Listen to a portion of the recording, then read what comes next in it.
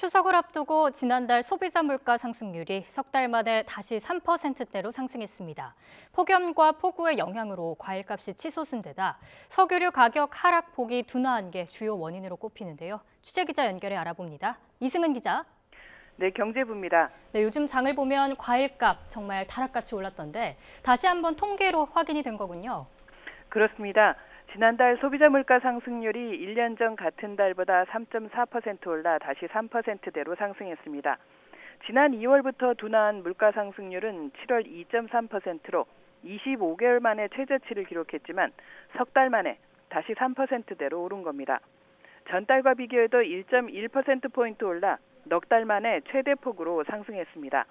폭염과 폭우 등 이상기후 영향으로 농산물이 1년 전보다 5.4% 올라 전체 물가를 0.26%포인트 끌어올렸습니다. 특히 과일 물가가 1년 전보다 13% 넘게 상승했습니다. 지난해 1월 이후 가장 큰 폭의 상승세입니다.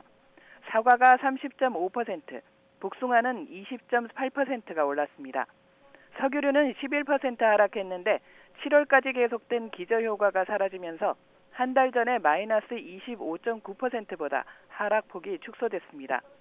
전기, 가스, 수도는 21.1% 상승하며 한 달 전과 같은 상승폭을 유지했습니다.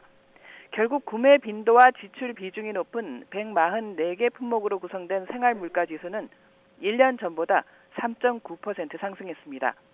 하지만 물가의 기조적 흐름을 보여주는 근원 물가는 3.9% 상승하면서 7월과 같은 수준을 유지했습니다. 한국은행은 8월 소비자 물가 상승폭이 예상보다 다소 컸다고 분석했습니다.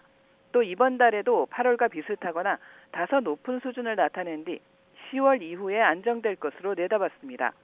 정부는 추석을 맞아 20대 성수품 가격을 지난해 대비 5% 이상 낮게 유지하도록 공급하겠다며 필요한 경우 추가 조치도 강구하겠다고 밝혔습니다.